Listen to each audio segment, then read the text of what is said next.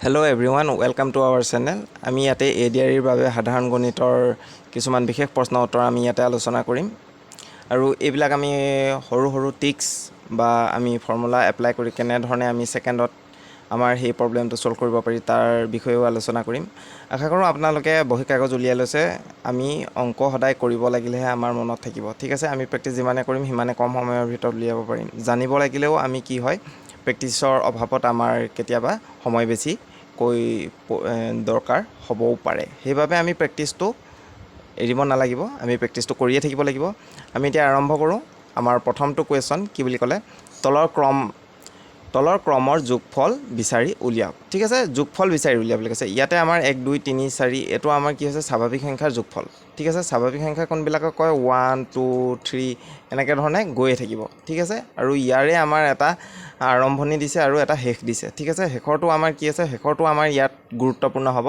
শেষৰটো হৈ গৈছে আমাৰ 100। ঠিক আছে, এতিয়া ইয়াতে আমি ধৰি লওঁ যদি শেষৰ নাম্বাৰটো n ধৰি লৈছোঁ 100। ঠিক আছে, ইয়াতে আমাৰ সূত্ৰটো এনেধৰণৰ হ'ব, আমাৰ যোগফল উলিয়াবলৈ কোনো এটা ক্ৰমৰ স্বাভাৱিক সংখ্যাৰ ক্ৰমৰ যোগফল ফাৰ্ষ্টৰ পৰা উলিয়াই থাকিব লাগিব তাত। ঠিক আছে, তেতিয়াহ'লে আমি n ইনটু n প্লাছ 1। ঠিক আছে, এই n প্লাছ 1টো কিহে ইনটু কৰিব লাগিব, এনে ইনটু কৰিব। এই ব্ৰেকেট মানে কি হৈছে, প্ৰথমতে এই দুটা কৰি ল'ব লাগিব। ঠিক আছে, প্ৰথমতে আমি ব্ৰেকেটৰ ভিতৰটো কৰি ল'ব লাগিব আৰু তাক কি ক'ব লাগিব, 2য়ে হৰণ কৰি দিব লাগিব। ইয়াতে nৰ ভেলুটো কিমান হৈ যাব, 100 হৈ যাব। তাৰপিছত ইনটু এই ব্ৰেকেট মানে ইনটু আৰু এইটো n মানে কি আহিব, n মানে 100 আৰু প্লাছ কি আহিছে 1 আহিছে। ঠিক আছে, প্লাছ 1 আহি গ'ল। এনেকৈ ধৰণে আকৌ তলত 2 নামি আহিব। এতিয়া আমাৰ কি হ'ব, 100 ইনটু কি আহিলে 101 যোগ কৰি দিলোঁ। 100ৰ লগত 1 যোগ কৰিলে 101 হৈ গ'ল। ঠিক আছে, তলত 2 আছে। এতিয়া আমি ওপৰটো এনেকৈ চাই পিনিয়ে কৰি দিব পাৰোঁ 10100। কেনেকৈ আহিলে, ইয়াত আমাৰ 1ৰ পিছত কেইটা শূন্য আছে, 2টা শূন্য আছে। ইয়াত কি আছে, ইয়াৰ পিছফালে শূন্য নাই, এইটো আমি প্ৰথমতে পাতি দিলোঁ। ঠিক আছে, শূন্য নথকাটো 1ৰ পিছত যদি শূন্য থাকে তেতিয়াহ'লে আমি শূন্য যেটা থাকে সেটা পাতি দিলে হৈ গ'ল। ইয়াত কেইটা শূন্য আছে, 2টা শূন্য আছে আৰু সেই 2টা শূন্য ইয়াত পাতি দিছোঁ। ঠিক আছে, এইফালে আমাৰ শূন্যটা পাতি দিলোঁ। তাৰপিছত আকৌ তলত কিমান আছে, 2 আছে। এতিয়া এই গোটেইটোকে আমি কিহে হৰণ কৰিব লাগিব, 2য়ে হৰণ কৰিব লাগিব। 2য়ে হৰণ কৰি দিছোঁ 10100। ঠিক আছে, 2য়ে হৰণ কৰিব, 2 5 গুণ কি আহি গ'ল 10। গোটেইটো গুচি গ'ল। আকৌ এইটোকো আমি চাব লাগিব, 2য়ে 1ক যাব নেকি নাযায়। তেতিয়া শূন্য এটা দি দিলোঁ, শূন্য হৈ গ'ল। তেতিয়াহ'লে আকৌ আমি কি কৰিব লাগিব, এতিয়া মাইনাছ কৰিব লাগিব। 1ৰ পৰা শূন্য গুচি গ'লে কিমান থাকিলে, 1 থাকিলে। আকৌ এইফালে কিমান থাকিলে, 10। আকৌ ঠিক একেদৰে 2 কিমান গুণ 10 হ'ব, 5 গুণ 10 হ'ব।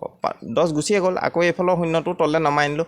এতিয়া শূন্য এডোখৰত পাবলৈ কি কৰিব লাগিব, এইফালেও শূন্য এটা 2 শূন্য গুণ 0 এডোখৰত হৈ গ'ল 100 পাই গ'লোঁ, মানে 2 50 100 ডাইৰেক্ট দি দিছোঁ। ঠিক আছে, 50 দি দিলোঁ আৰু আমি এইফালে কি হৈ গ'ল, লাষ্টত 0 পাই গ'লোঁ। এতিয়া আমাৰ কি, ইয়াত আমি কিমান পালোঁ, 5050 পালোঁ। 5050 আমাৰ কোনটো অপশ্যনত আছে, বি অপশ্যনত। এনেকৈ ধৰণে সহজে এই সূত্ৰটো আমি এপ্লাই কৰি উলিয়াব পাৰোঁ, স্বাভাৱিক সংখ্যাৰ যোগফলৰ সমষ্টি। ঠিক আছে, তাৰ পিছৰ কুৱেশ্যনলৈ আহোঁ। তাৰ পিছৰ কুৱেশ্যনটোত আমাৰ কি বুলি ক'লে, এটা ইয়াতে সংখ্যা দি দিছে। ঠিক আছে, সংখ্যাটো আমাৰ 73,86,038। এই সংখ্যাটোক কোনটোৱে বিভাজিত হ'ব। ঠিক আছে, ইয়াত আমাৰ কোনটোৱে হৰণ কৰি, এই ডাঙৰ অংকটোক আমি হৰণ কৰি থাকিলে সময় নিশ্চয় বেছি ল'ব। ঠিক আছে, এটা এটাকৈ কৰি থাকিব লাগিলে আমাৰ কি হ'ব, সময় বেছি লৈ ল'ব। ঠিক আছে, তেতিয়াহ'লে আমি সহজ উপায়ে কেনেকৈ ধৰণে চাব পাৰোঁ। এতিয়া আমাৰ ইয়াত আছে কি, আমি 7 আছে, 3 আছে, 8 6 0 3 আৰু 8। ঠিক আছে, এই সংখ্যাটো লিখিলোঁ। এই সংখ্যাটো কি কৰিম, আমি অংককেইটা যোগ কৰি দিম। সংখ্যাটোত যিবিলাক থাকে সেইবিলাকক কি বুলি কোৱা হয়, অংক বুলি কোৱা হয়। ইয়াত অংক আমাৰ সাধাৰণতে কেইটা অংক হৈ গ'ল 10টা। 0ৰ পৰা 1 2 3 এনেকৈ গৈ থাকিব আৰু কিমানলৈকে থাকিব, 9টা। এইকেইটাহে আমাৰ আকাৰ আকৃতি দেখিছোঁ সংখ্যা এটাত, হয়নে নহয়। এইকেইটাই হৈ গৈছে আমাৰ অংক বুলি কোৱা হয়। এই সংখ্যাটোত থকা অংককেইটা আমি কি কৰিব লাগিব, যোগ কৰিব লাগিব। যোগ কৰি দিলোঁ।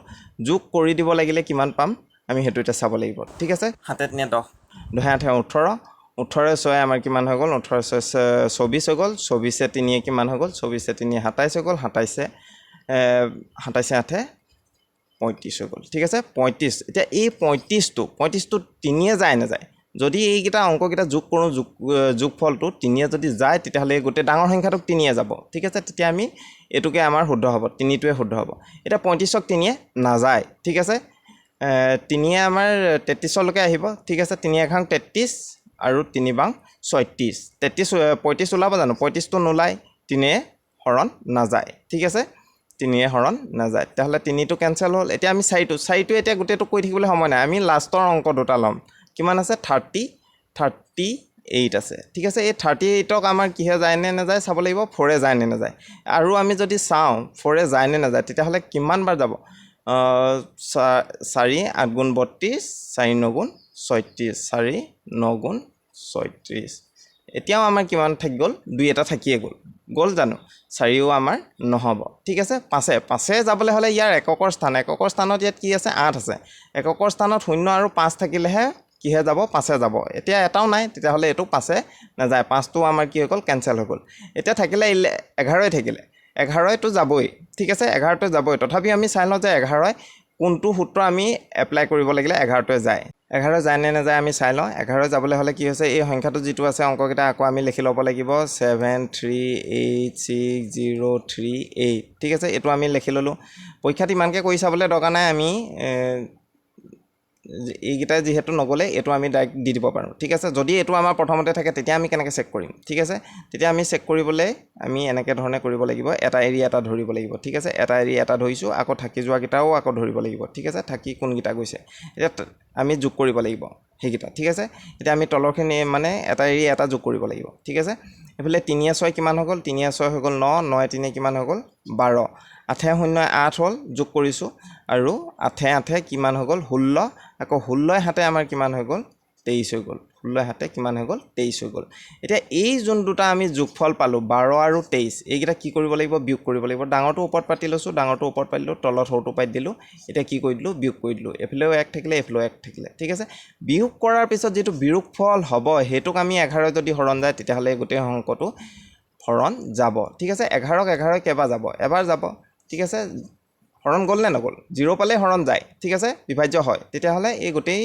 অংকটোৱে কি হৈ গৈছে বিভাজ্য হ'ল ঠিক আছে এইকেইটাত আমি 0 নাপাইছিলোঁ ভাগহে ঠিক আছে ইয়াত 0 পাই গ'লোঁ 11 তেতিয়াহ'লে কি হৈ গ'ল বিভাজ্য হ'ল 11টো আমি গম পালোঁনে এটা এৰি এটা যদি আমি যোগ কৰোঁ ঠিক আছে আমি যুগ্ম আৰু অযুগ্ম স্থানৰ অংককেইটা যদি যোগ কৰোঁ আৰু সেই যোগফলৰ যদি আমি বিয়োগফল চাওঁ বা পাৰ্থক্যটো চাওঁ সেই পাৰ্থক্যটো যদি 11 হৰণ যায় তেতিয়াহ'লে আমাৰ কি হ'ব সেই ডাঙৰ অংকটো বা সংখ্যাটো এই 11 হৰণ যাব তেনেধৰণে আমি ক'ব পাৰোঁ সাধাৰণ সূত্ৰটো এনেকৈ ধৰণে আমি কথা ক'ব পাৰোঁ তাৰপিছত আমি চাওঁ তাৰপিছত আমাৰ কুৱেশ্যন নম্বৰ 3 দুটা সংখ্যাৰ যোগফল কিমান দি থোৱা আছে দুটা সংখ্যাৰ যোগফল 25 দি থোৱা আছে আৰু সেই একে সংখ্যা দুটাৰ মাজৰ পাৰ্থক্য মানে বিয়োগফল ঠিক আছে বিয়োগফল দি থোৱা আছে কিমান 13 যোগফল আছে 25 আৰু বিয়োগফল আছে 13 তেন্তে সেই দুটা সংখ্যাৰ গুণফল বিচাৰি লোৱা ঠিক আছে গুণফল বা আমি পূৰণ কৰিলে যিটো পাওঁ সেইটো আমি কি কৰিব লাগিব প্ৰডাক্টটো আমি উলিয়াব লাগিব এতিয়া ইয়াতে এটা সূত্ৰ আছে আমি প্ৰথমতে ধৰি ল'ব লাগিব কি হৈছে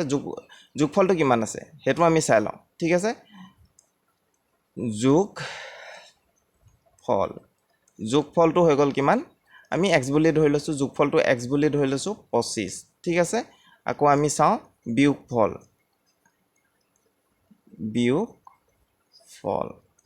বিয়োগফলটো হৈ গ'ল yটো আমাৰ কিমান আছে 13 ঠিক আছে এইটো যদি আমাৰ xy বুলি ধৰি লয় তেতিয়াহ'লে আমি সূত্ৰটো এনেধৰণে লিখিব পাৰোঁ গুণফলটো উলিয়াব লাগিব ঠিক আছে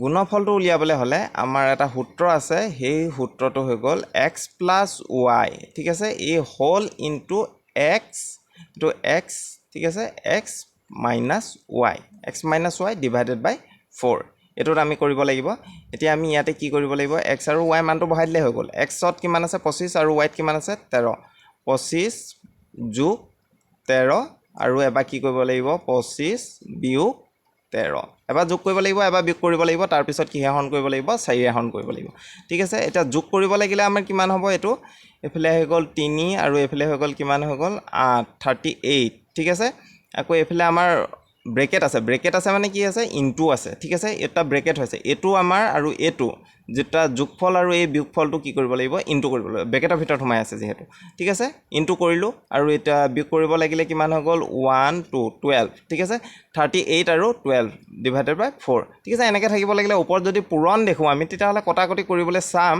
তলত কিমান আছে 4 আছে 4 এতিয়া 12 কিমান বাৰ যাব আমাৰ 3 বাৰ যাব ঠিক আছে কেইবাৰ যাব 3 বাৰ যাব 3 4 গুণ 12 গ'ল এতিয়া আৰু এইটো যোৱাৰ লগে লগে কোনটো সংখ্যাৰ লগত বহিব তলত বহিব নে ওপৰত বহিব সেইটো আমি কেনে গম পাম যোনটো ডাঙৰ সংখ্যা থাকিব সেইটো তাৰ লগতে বহিব ঠিক আছে 4 কেইবাৰ গ'ল 3বাৰ গ'ল কাক গ'ল 12 ঠিক আছে 3 4 গুণ 12 12 হৈ গ'ল এফালে 3 থাকিলে ওপৰত এতিয়া 38 এটা আমি পূৰণ কৰি দিম 38 আৰু এফালে কিমান থাকিলে 3 আৰু 3 গুণ 24 4 উকলিলে 2 9 10 11 ঠিক আছে 114 আমাৰ কোনটোত আছে অপশ্যন ডিত আছে ওলাই গ'ল তেনেকৈ ধৰণে আমি এইটো উলিয়াব পাৰোঁ তাৰ পিছৰ কুৱেশ্যনলৈ যাওঁ ইয়াতে আমাৰ কৈছে 2866 সৈতে যোগ কৰিবলৈ আমি কোনটো সৰু সংখ্যা ল'ম যিটো ৰাখিলে আমি 13ৰে হৰণ যাব এনেকুৱা ধৰণৰ অংক একেবাৰে ইজি কৰিবলৈ কি কৰিব লাগিব হৰণ কৰি দিওঁ আমি 2866 কিমানে হৰণ কৰিব লাগিব 13 ঠিক আছে 2 টেং 26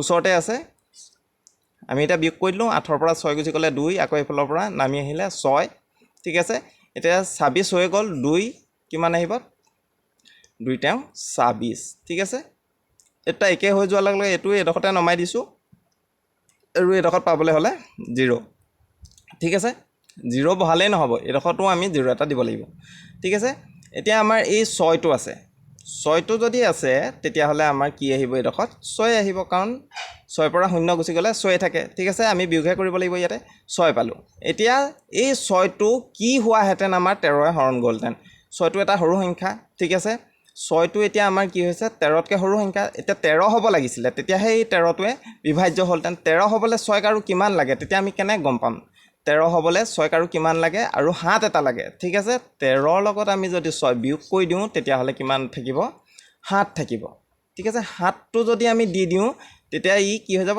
13 হৈ যাব 13 হৈ যাব আৰু সেই 13টোক 13এ আমাৰ হৰণ যাব এতিয়া ইয়াত আৰু কিমান লাগিব কি সৰু সংখ্যা আমি ল'ব লাগিব যোগ কৰিবলৈ আমি কি ল'ব লাগিব 7 ল'ব লাগিব 7 কোনটোত আছে অপশ্যন ডিত আছে ঠিক আছে এনেধৰণে আমি এইবিলাক অংকৰ সমাধান কৰিব পাৰোঁ আৰু প্ৰেক্টিছ কৰিব লাগিলে ইয়াক আমি অতি কম সময়ৰ ভিতৰত উলিয়াব পাৰিম যদি ভিডিঅ'টো চাই ভাল পালে তেনেহ'লে লাইক শ্বেয়াৰ কৰিবলৈ নাপাহৰিব আৰু ভিডিঅ'টোত অৰ্থাৎ চেনেলত যদি নতুন হয় তেতিয়াহ'লে আপোনালোকে ছাবস্ক্ৰাইব কৰি ল'ব এনেধৰণৰ ভিডিঅ' পাই থাকিবলৈ ধন্যবাদ